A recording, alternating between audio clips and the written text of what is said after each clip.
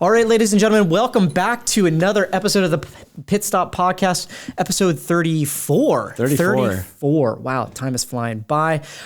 Today, we are going to be talking with Jeff Biafore from YourMechanic, and we're going to talk about the current state of the automotive service industry and how YourMechanic is influencing it as well as disrupting it.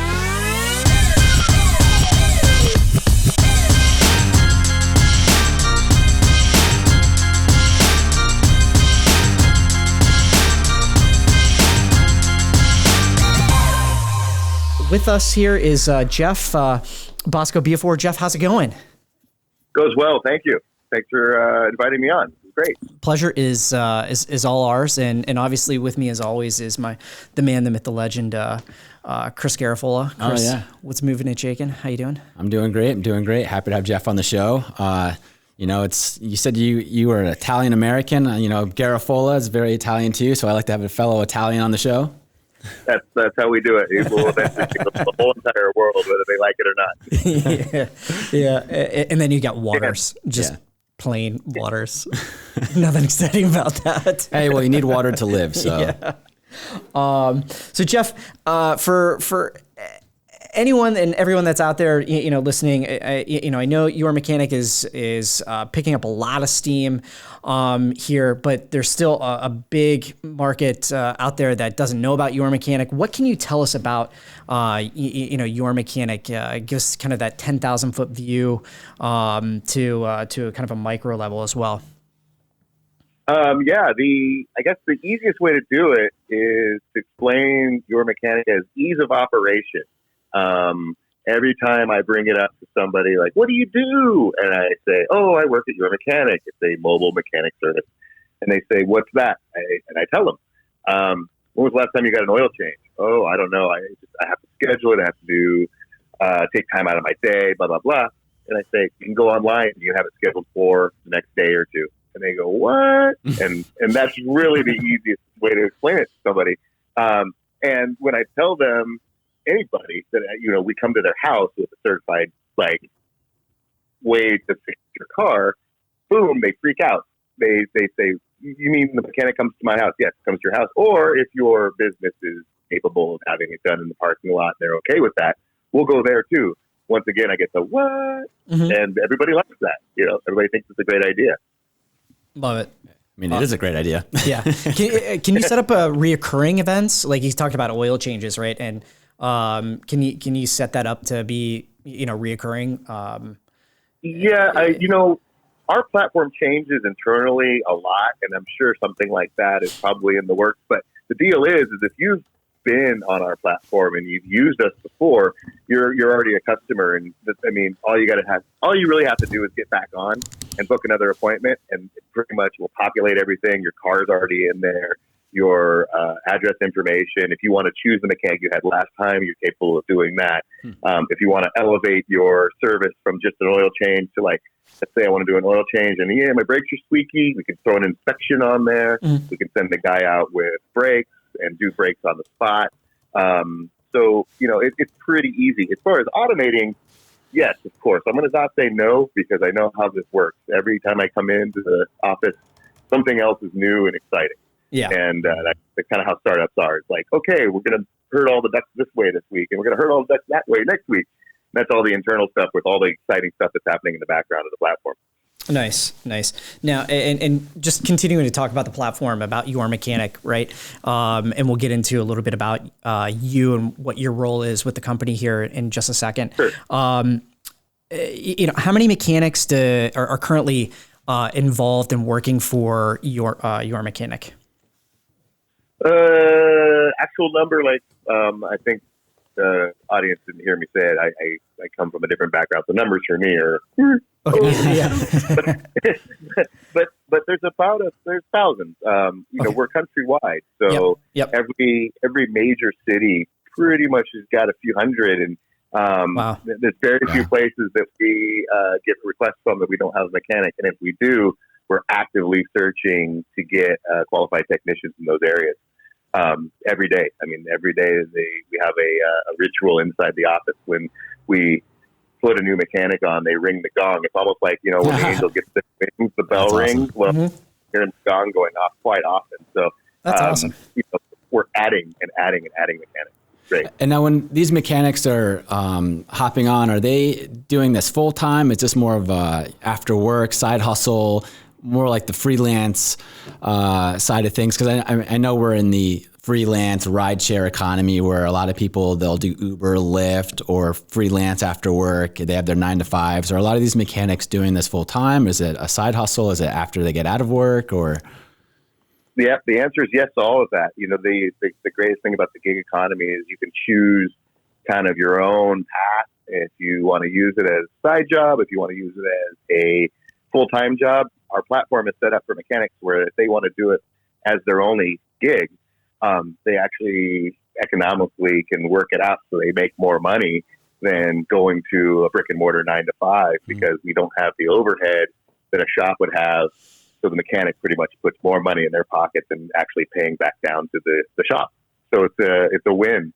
For guys that do work at shops, and we have this with a lot of the platform, they'll do YourMechanic stuff on the side, on the weekends, or they'll do seasonal work through the spring and summer, and then work on cars for us through the winter. Right. Great. That's awesome. Yeah. Now a little bit about yourself, Jeff. What's your role at YourMechanic, and what does your typical day look like? So I'm in the parts department, and my title as of right now is parts specialist. And so I basically come in and turn on the phone, help out mechanics who give a call to the shop. I say that because I came from a shop. Actually, I came from a motorcycle shop, but that's a story down the road. But they call into the office and they're looking to say, hey, this customer wants XYZ on his car, and we have to pick up more parts, or hey, there's something changed. The job was booked this way, and really, I did an inspection and I need these. Can you get the parts today? And I'll scramble. I'll try to find a shop that's close to them to pick up the parts, or some sort of source for the parts, or fluids, or fast moving stuff, and get the guy down the road to make sure that the job is completed on time, just like it was booked. Right. Because there's a chance where they might find they need a part that they didn't think they needed at first, right? Because exactly. We have the capability for our customers to book themselves, and it's great because that's the ease of operation.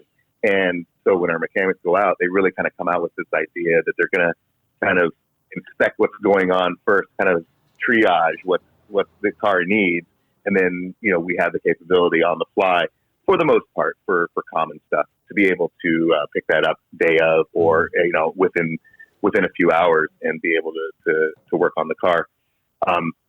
That's like part of it. The other part is to make sure that those parts get on the job correctly the first time. And when the jobs come down the pipe and they're booked for the next 2 to 3 days out, and the parts team, myself included, takes a look at the job itself, make sure the parts are correct for that vehicle. If there's any holes, like we don't know what the car is, maybe the customer didn't put their vehicle identification number in or something, we'll get that from the customer, really drill down and make sure it's the right part, make sure that the mechanic knows what's going on, order the parts, and send the job along the way. Right. And do you think the consumer that is doing this, are they educated? Do they know what a VIN number is? Do they know what's needed in order to get the correct parts, or to diagnose? Like, how do you think the consumer is? Do you have to be educated to do this? Do you have to know, Yeah, we set up the system, and the YourMechanic platform is kind of set up where we assume that they don't. Right. And the thing is you can book your car with a minimal amount of information, as long as we know what kind of car it is, what engine size it is, and then really once we figure out what the job is, we can dig deeper and then re-engage with the customer before the job itself and get that information from them. And we'll tell them, we'll coach them on how to find their VIN number. It's either on the window, or it's on your insurance card, or right. on door jam. and we've never had an issue with anybody not being able to find it. Yeah, that's a great approach, and that's what we tell our clients too. Just assume that the consumers don't know. Always be educating and helping them make it as frictionless as possible. Yeah, and the gig is for us too. Is we're here to help, and it's a lot less painless than going to a big scary shop with a bunch of cars that are intimidating, whatever. And you drop your car off, and they're like, "Oh, we got it from here," and they kind of leave you in the dark. We're very, very transparent with everything we do. When I get a hold of a customer and I say, "Hey, I need your VIN number," and then tell them where it is, and I tell them why. Because there are different options. For example, brakes on your car. If your car is a regular model or a sport model, there could be different sizes. Mm-hmm. Also, oil viscosity, that kind of stuff. We want to make sure we get it correct the first time around. Right. That transparency is so important. And I think that's something that, speaking from a consumer perspective, has been lacking in the service side. I feel like a lot of people are intimidated. A lot of consumers are intimidated because they don't understand all this stuff, and they get to the shop and it's kind of like you said, Jeff. It's just like, all right, we'll handle it from here, and they're in the dark. And so this transparency, especially for the millennials and the up and coming Generation Z. I mean, that's what we have. We were brought up with transparency, social media, everything's, what you see is what you get. It's instant, you get information instantly, instant gratification. Because everybody expects, things yesterday. They don't expect it today. Consumers expect things yesterday and they want it now. And they want to know, what does this mean? And, how much does this cost? They want transparency. And I think the companies that are leading with transparency are going to succeed in the long run. Absolutely. And that's, I think, what really drew me to pursue this portion of my career, I guess, and getting with YourMechanic was, one, it was a neat idea, great concept, and then two, it's like, it's not something that's even scary to work at. Like, it's everybody here is here for a common goal. We want to fix your car. Mm-hmm. We want to do it right, and we want to make sure you're happy. And that goes with the staff and everybody that we work with on the platform. What are some of the challenges that you see you're facing, on kind of a day-to-day basis? Is it, Chris was talking about the consumers, about them not being educated or as educated as we may like. I mean, look, it's cars. Like we're not all car people, right? And it's unfamiliar territory. Is that it's one of the biggest challenges, or is there something something else? Are you getting a lot of pushback from the OEMs? What are some of those challenges? No real pushback from the OEM that I see, at least on my side. I think that one of the challenges is just, like you said, it gets drilled down to education. For example, if a consumer has a late model, let's say British or European made car on the higher end of things, and we're going to keep that super vague because it could be anything. Mm-hmm. And they want to book a brake job for tomorrow, and you look at it. And you look at the parts and the parts availability, and then you have to explain to them, I understand you want to get your brakes done tomorrow, but because your make and model of your vehicle and the year falls under certain parameters, meaning it's a late model European high-end vehicle, these things don't just sit on a shelf somewhere and I can just go pick it. They actually need to be sourced from specialty places. And we do have the specialty places to source them from, but the expectation is typically a little bit longer than a day or two. And it's frustrating, at least for me, because I want to be like, I got you tomorrow, no problem. Mm-hmm. But I understand also working on cars and doing this for a long time that, certain things aren't just in time or on demand. And it can be frustrating for the customer. And that's more, like I said, you just have to educate them. It's not that we don't want to do this for you. It's not that we don't want you to be okay with us doing it for you. You have to understand that we just can't do it in the time frame that you're looking at.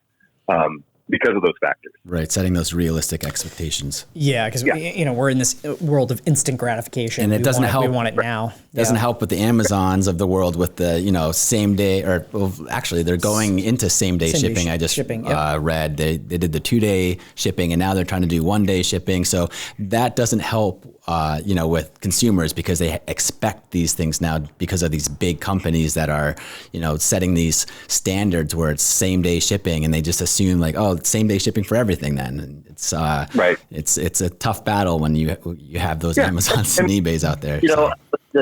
When you educate the customer and when you talk to the customer and you give them real, real terms about everything, they do completely understand it. They understand I'm the guy that bought the late model, high-end, rare European vehicle. Right. Not, I don't have a Honda Civic. mid-90s Japanese car that, basically stuff is just sitting in boxes waiting for you to get. Yeah. So Jeff, tell us about how you got into the industry. And you talked about you've been in the industry for a while. How'd you get into it? And is this a lifelong passion? Did you stumble into it? It's interesting because I've worked in the motorcycle industry a lot longer than I've worked in the automotive industry, but it translates almost one-to-one when it comes down to procedure. For quite some time, I worked at motorcycle shops. I worked for a major motorcycle manufacturer. I like saying that. It was fun.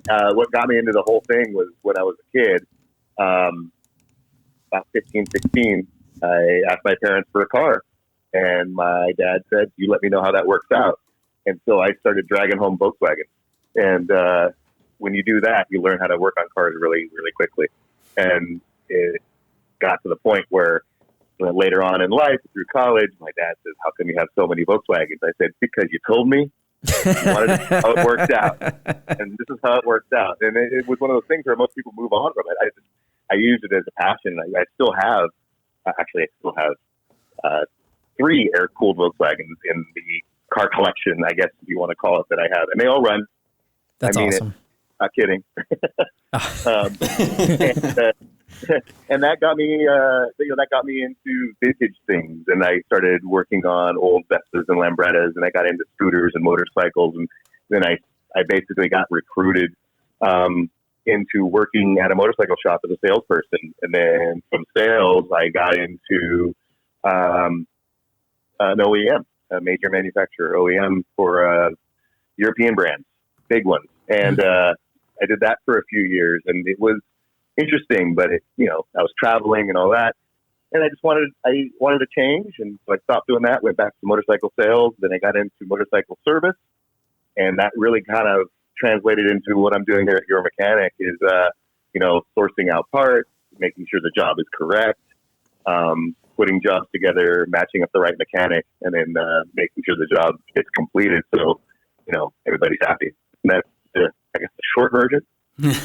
No, it's awesome. It's awesome to hear your path, right, and understanding that path. And it's funny how you start in the service, you kind of get into the sales. You almost are reverse engineering your way into the sales department. You really have an understanding of how the vehicle works, right, and in the real benefits of this vehicle versus this one, this motorcycle versus this one. This is really going to suit your needs. This is going to be a good motorcycle for you because of X, Y, and Z. And being able to really speak to it because you've taken you've taken it apart from scratch and understand it. I've lived it.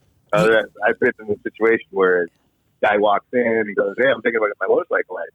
It's fantastic, no problem. And like, "Where's a 1,000cc bike?" I'm like, "Oh boy, here we go. This is a conversation." You got to really take it from a perspective of, okay, it's the same thing with working on cars, the same thing working on bikes. Everybody wants everything right away. Mm-hmm. They want the biggest and baddest, and you can have the biggest and baddest. Let's have a clear path of how to get there. Totally. What have you seen that's changed over the years? You've been in the industry for a while, and what do you think is the biggest thing that's changed since you've gotten into it? Well, technology, first and foremost. I mean, the way that the major manufacturers of cars, motorcycles and cars, have incorporated just basically to say it the dumbest way, the use of computers, the way everything is controlled, with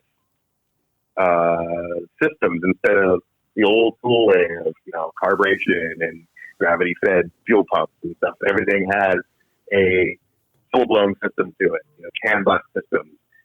It blows me away that, if the car or computer or the bike decides that they don't want a certain system because they don't feel that the voltage is right, they'll start shutting it down, and then you can limp home. Before you broke down, you just broke down. Crazy. Mm-hmm. Right. Very cool. That's what I think technology, and it's for the better. You plug your car in and tell you, oh yeah, there's this wrong, this wrong, this wrong. Right. You go ahead and fix it.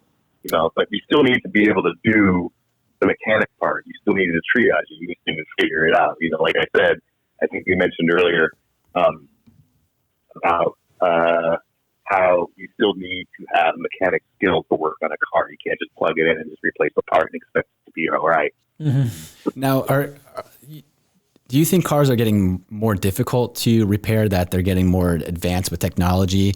Like, how does that work as far as a mechanic coming to, say, your house to fix a car, where you have a new car and it's got all the bells and whistles in it and it's more or less a computer than a car?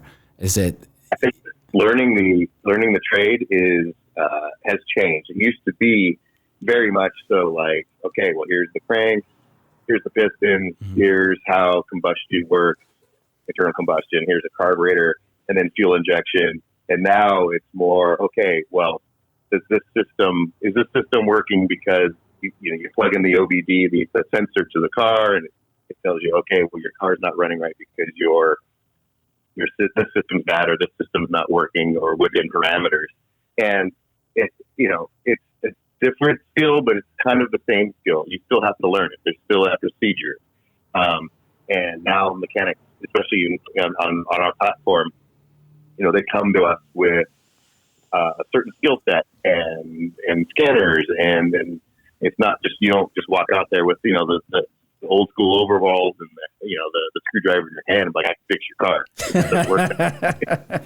You know what I mean? Yeah, and that actually brings up a question that I was going to ask is, with your technicians, what can a consumer expect with the technicians? Are there it's not just kind of an everyday handyman who knows how to fix cars, and right. they're certified technicians, and what are the standards, right? And are they bringing their own everything that they need, all these sensors to diagnose the vehicle? Like, is that all brought with them? Yeah. So our technicians are on different levels. They're obviously, in any industry, there are certain technicians that can do a certain set of jobs that other technicians cannot. Like, for example, if you have, like I said, that late model European car, I'm not going to send the Toyota mechanic out because they may not have the bandwidth and the knowledge that the person that for the Mercedes, BMW, Jaguar would have, as well as the scan tools and stuff that are now available for those vehicles. It used to be super proprietary, where you had to take it to the dealer because they kept that stuff under lock and key. And now it's pretty much where you can get a $15 to $20 dongle from Amazon. That's a game changer. Later on today, and download a program and be able to do anything on the computer. There is, it's not just like, out there, but it's out there. I mean, you'd have to search it out. Maybe there's some paid programs or whatever, but a lot of the mechanics we have that are, for example, the higher end stuff, they have that. They have access to that. But getting back to the original point, yeah, I mean, our guys come out. If you book your car, the guy who comes out, or the little lady, we're going to keep it there. Because we have female mechanics too, which is pretty awesome. Mm-hmm. They'll come out and they are not certified, but qualified for your car. Meaning that, let's say it's a Toyota Camry. The person who goes out there either worked at a Toyota dealership, went to a mechanics institute that had Toyota certification, so many years at an independent shop, whatever, that specialized in Japanese cars. So that person who gets to your car, they've had hands on that car before. Okay. And are you finding that we talked a little bit about this off air, right? You know, are you finding that there's a shortage of service techs in the industry right now? Are you guys having a hard? Do you have plenty of service technicians? Are you looking for more? What are your thoughts on that? And what is YourMechanic doing, if anything, to entice and encourage more people to get into the industry? I think for our platform, our enticement to get in is basically the pay and the flexibility. Mm-hmm. You're going to get paid a little bit more than working at a shop, and you have the flexibility to work your own hours. Your own shop is basically your truck. Yeah. You're working your own system. You're working your own books, and that's really enticing for a lot of guys. I mean, every time I talk to anybody who's a mechanic who doesn't know about the platform, just in a casual setting, they always try to get my card. They're like, hey, maybe I'll hit you up, see what's going on, and kind of see it in their eyes. They're like, yeah, I don't have to work for the man anymore. This is awesome. Yeah. That and you guys are providing the leads too. Yeah, we do all the booking, mm-hmm. And you have the capability as a customer to source your own parts. That's fine. There's a way that we have it where we can, we source the parts for the job and everything. The mechanic goes out with a clear idea of what at least the job says, and they're just not getting something handed to them. Right. They see it ahead of time, and they know what the job is. So they're really, really excited about that.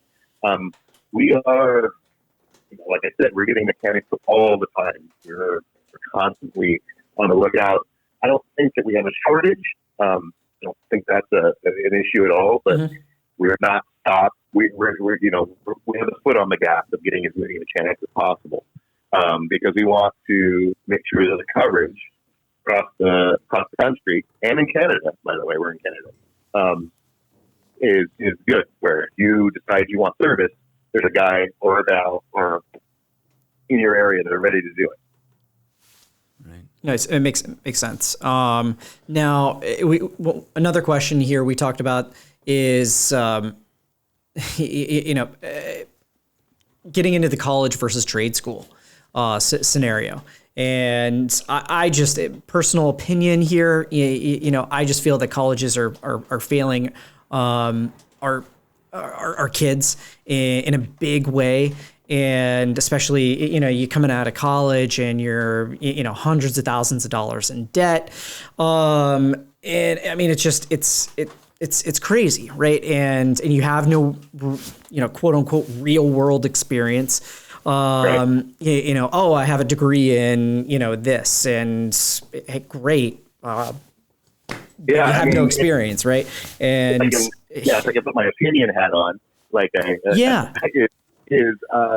we've pushed a lot of the trades off to the side and kind of marginalized them in favor for, the big diploma. And mm-hmm. it's not that like any of that stuff goes away. And now when the world is so binary, ones and zeros, and everybody's in tech, and, you're going to need plumbers, you're going to need mechanics, you're going to need carpenters. And these are the guys now that are so highly specialized that those industries are that's where everybody's gravitating towards. Sure, get a degree, work a great job, awesome.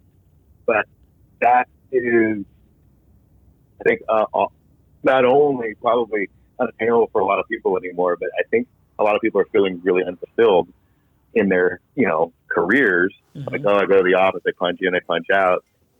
These guys are working and they're happy, and you can see it. The mechanics, they love being on the platform. They love working as a mechanic. They love cars, and so if you give them that brand new opportunity, then they're going to shine. And guys going into trades now, different from I'm in my 40s. It's different when I was a kid. Mm-hmm. It was pounded like, hey, go to school, go to college, get the college degree, totally, get the college career. And And we were mentioning this off air before, but the guys that are champion now is the high end artists, the trades guys, the Discovery TV shows with all the biker build offs, and all the HGTV construction guys. These guys are now superstars, and I think things are going to shift because you're more of a specialist. You're not just the cog in the wheel. Right. It used to be the cog in the wheel was the guy that worked, picked up his lunch pail and went to work every day. I think it's coming back around. I really do. 100% agree. My parents, my father was, very blue collar and, lunch pail, like you got to work hard. It did all of his own repairs and, I'm doing this so that you can go get that college degree. And, that's just in my, my opinion is completely changed and completely changed. Like everybody was in that mindset, right? And everybody's going into the colleges and universities, and it's almost the supply and demand. Everybody's left those trade gigs, and now there's a huge demand for that, and there's a void that needs to be filled. And, people, young adults, that I talk to, and they ask me, I don't know. I don't know what I want to do when I go to college. And, I say, hey, look, like, get into a trade. Are you good with your hands? Does this interest you? You're always going to be able to take that with you. No one's ever going to be able to take that away from you, right? I think in a different world for me, especially if you want to make it super personal, I probably would have been a better mechanic. But I had this idea that I needed to go to school. I needed to get a college degree and do the college thing and get into a big career job. I mean, I love my parents to death. But they asked me, especially when I started getting into motorcycle things, like, that's great, that's cute. Like when you get a real job, and I'm like, this is a real job. and believe me, it's a real job. And then it got me to this point. And I guess in their minds, and they're older, I love them, but they have that mentality of, oh, well, now you're at an office job. How great. I'm like, oh, no, you have to understand. This is a startup. It's not an office job. Mm-hmm. It's something completely different. And it goes right back into where I wanted to be with, tinkering on cars and tinkering on bikes and blowing stuff up and putting it back together. I think something that I fortunately have able to kind of come full circle with, at least so far in my life. But I think, getting to your point is do what you like. If you like building fast, dumb cars or beautiful cars or motorcycles or airplanes or HVAC, do it. I think the stigma to shame is gone. Mm-hmm. It's not gone. It's going to be gone soon. And really, like I said, it's more of a highly skilled artisan position at this point. If you want to rebrand it, That's a really good way to look at it. And looking at this highly skilled position, and whereas kind of like doctors and lawyers and that highly skilled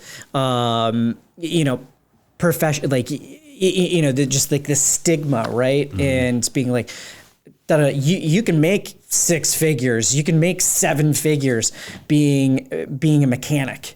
And it's all about the hustle, right, and understanding your trade, constantly learning, right, and just getting after it. And just because of how technology is advancing with the gig economy, there's something, I think it's called teledoc. Like even doctors are doing side hustles where they are helping patients. It's who are like via an app. Yeah, via an app. They don't even have to go into the doctor's office. They do it via some kind of video conferencing or whatever. So everybody's doing the gig economy. So it's great that YourMechanic is appealing to all the service techs, and obviously there was a need for it, especially living in Boston. It can take a day to go to the service department and get your car fixed, and what better than to have somebody come to you? And great point. It's kind of like the glass, the auto glass guys, right? You get a chip in your window or your windshield, they all come to your office, right? And they replaced the windshield and boom, they came to my house the one day. My wife scheduled it, and we got both windshields, mine and hers, taken out in the same, in an hour, 2 new windshields. And why can't you come and change my oil? Right. And do all these things. No, exactly. And why aren't we utilizing that? And because we're especially in a very hustle and bustle city, and bustle, right? I'm using quotes, air quotes, hustle and bustle as Boston. And no, I'm not from Boston, so but live here. But the traffic is awful, worst traffic in the city, in the country here. And spaghetti. Our roads are spaghetti. They're not grids like New York. It's a bowl of spaghetti. It doesn't make sense. Like whoever designed the roads here in Boston. 2 miles, it takes you 2 hours to get there. But your time is everything. Time is everything. And you're in your office. Okay, I got to do this, and I need to get the oil changed. Okay, well, I'm working, oil's changed, boom, I'm done. By services like YourMechanic. And right? Jeff, do you guys have a mobile app that you guys use it all?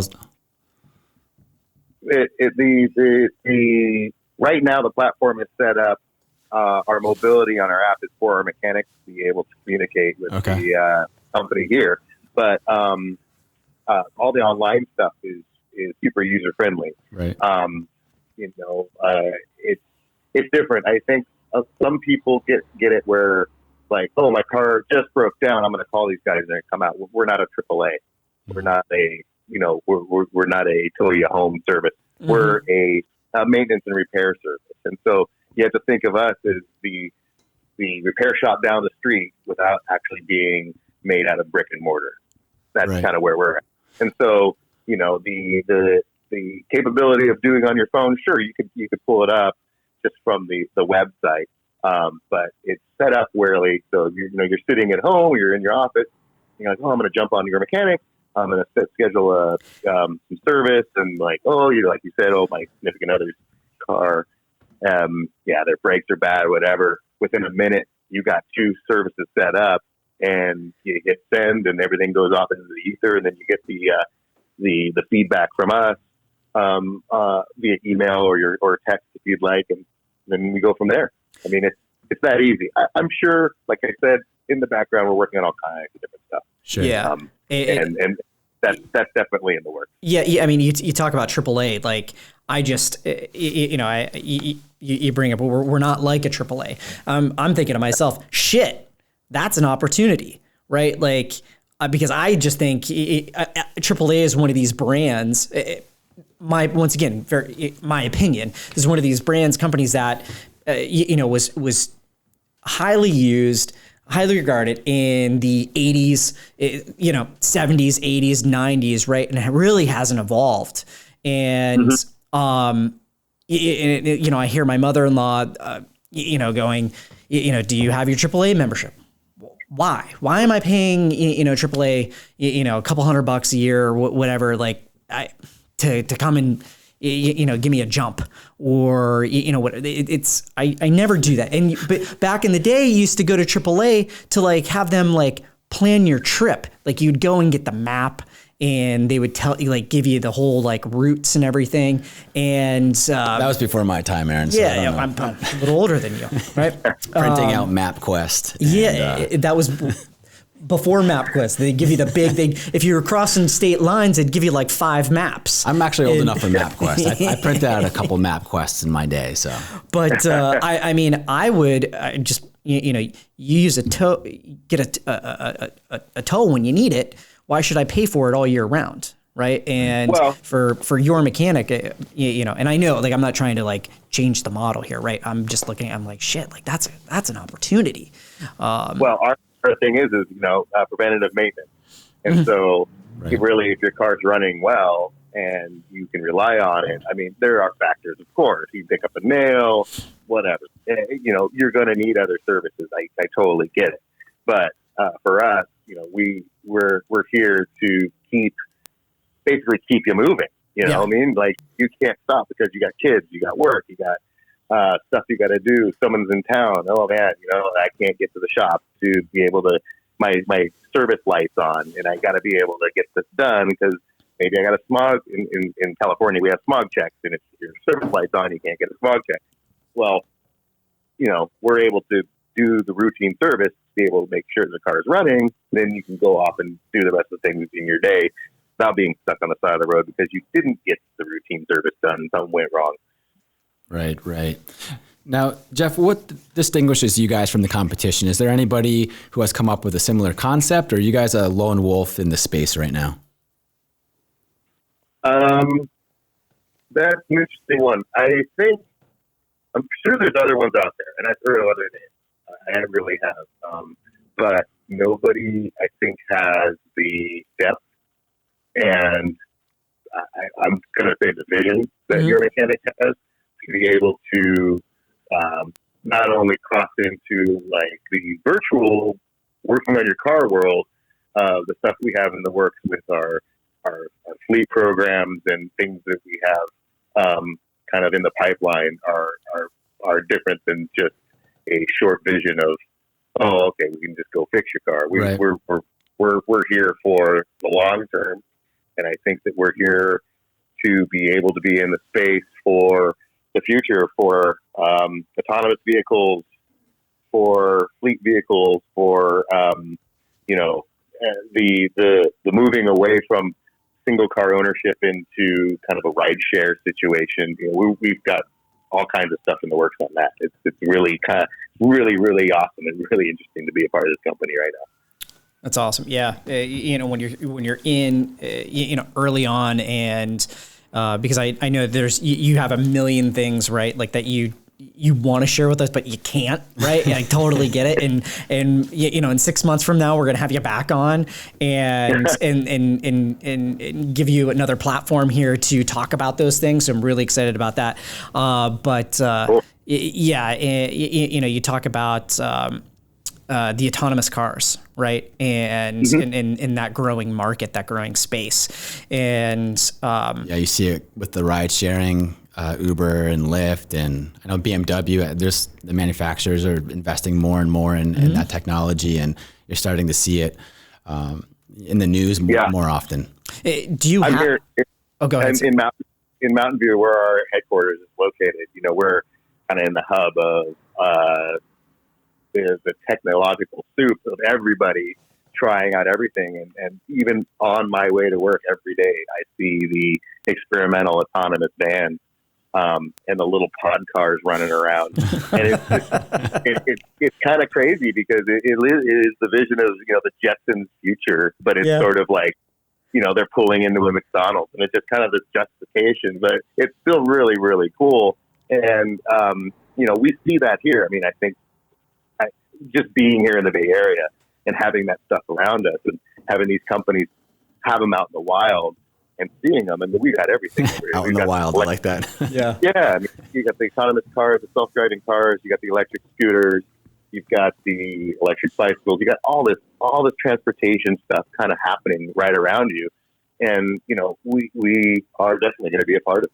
It's inspiring. Well, you guys have already proven that you've adapted to today's consumer by, providing the services that you guys do. Obviously there was a need for that. So, I mean, it's already apparent that you guys are on the, your pace setters. So, yeah, definitely. And everything is super fast tracked. I mean, what you thought was super cool, 6 months ago is either been, blown up into a full blown industry or absolutely shelved for something completely different. And, we're able to be in that's another fortunate part of our being where we are in the Bay Area. We're able to adapt to all that. And that's, with transportation solutions, that's one of the biggest things. You said Boston is like roads full of spaghetti. Come out here to the Bay Area and get into our traffic. If you want to do a little traffic tour, we're pretty awful. So anything we can do to make it better. You talk about being in Mountain View, right? And have you aligned any partnerships with anyone out there? That you can talk about that our listeners might be really interested in, and kind of get a little glimpse inside the curtain. For partners? Yeah, like any partnerships that you guys might be collaborating on with another company or anything like that. So there's a company called Fix that we're currently working with. Okay. And they kind of have the same kind of idea that we do as far as they got over 1 million users, and basically kicking the ball down the road. They do OBD diagnostics. Very cool. Very cool. Now, in closing here, Jeff, we've got a couple last questions for you. And, one is, we kind of a core philosophy here that we, when we're talking to our partners is, especially in the parts department, right? And in the parts department, in a lot of these dealerships, it's they're kind of almost in the bowels of the dealership. Some are like really old and dungeons, something that you would see almost from like Game of Thrones, right? And and then there's others where you're just like, man, this is like state of the art. This is amazing. Da da da. But the mindset, right? We're always trying to push mindset and trying to get these guys in a new mindset, because what they did 5 years ago, what they did 2 years ago, and certainly what they did 10, 15, 20 years ago, it's not working, and the game has changed, right? And it's only going to continue to change. And we're trying to get these guys in the proper mindset, every day. And if there was one piece of advice that you could give someone getting into the service and or parts industry, with your background and your experience, what would what would that advice be? That's a heavy one. I've never really completely thought about it. I mean, I understand where you're coming from with the old school way of thinking, where you got into the kind of smelly parts department where you got an old guy with glasses on his nose, licking his fingers, going both parts, right? And you're like, well, I can get it to you in a week, and he stamps his finger on the book, and it's like, okay. I think that the biggest thing is just understand that it's kind of all out there. Yeah. We can. The information is out there. You can get that information and use it. And it doesn't really have to be, you don't have to always go to the dealer. You don't always have to go OEM. Mm-hmm. A lot of the times the stuff that you get aftermarket actually is the OEM. It's just branded differently, mm-hmm. And just kind of use the open mind, open thought of just like the big picture of stuff. You can't just think, oh, this is the only part in the world. It's not. I mean, you got to think, there's about 2 billion Corollas everywhere. You should be able to find a Corolla part.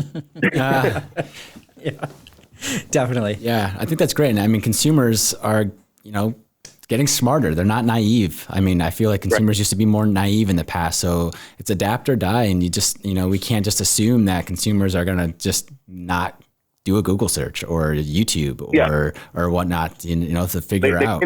They may not know about cars, but they sure do know how to find the stuff. Yeah. You know what I mean? You're not going to pull the wool over anybody's eyes saying, oh, well, this is it. This is what it costs, because they will go on Amazon and say, oh, it actually costs like this. And so, being transparent, just like YourMechanic is striving to be and is every day, and telling people this is this is what we have up front. This is what we can find. Here are options. That goes far away for a lot of customers. Most people will be willing to spend a few bucks more for convenience, and it's like, I know you can get it for X, and you're like, but this is why, and you can have it in a couple of days and not have to worry about not have to worry about waiting for shipping, or having your uncle with the cool set of tools putting the stuff in your car, and you don't know if it's going to work right. Right. Oh no, we're all about convenience. I mean, I'm all about paying an extra $5 fee for Uber Eats to deliver food to my house every once in a while. Convenience and time. It's time. Like, you only have so much time. and you just, I would much rather, I mean, my wife is a journalist, right? And she, is transcribing something last night, and I go, stop. I go, here's my credit card. Use this voice transcription thing. It's going to be ready in a half an hour. I want you to sit down and just relax and spend time with, with me and the little guy. And she's like, oh, okay. And, at the end of the night, I go, you know what, that hour and that $60 for that transcription service was well worth it. And we'll never get that back. We would never, that once the time is gone, it's gone. So, spending time getting from, to the service station to get your oil changed or to get new brakes, like all that stuff adds up over the course of a week, of a month, of a year, right? And those minutes turn into hours, and those hours turn into days really fast. Right.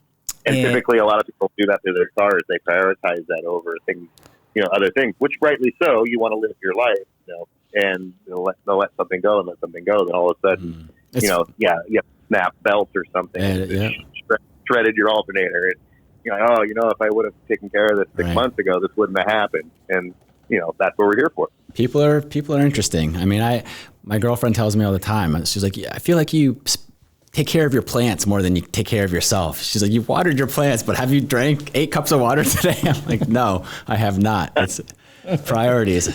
But yeah. You love your plants. I do love my plants. Totally shifting gears there, no pun intended. What plants you're watering. Who knows? Only succulents, nothing. Now we're on the horticulture podcast. Yeah, shifting gears to the horticulture. Is it basil? Yeah, actually it is lemon basil, but no, I digress. Nice.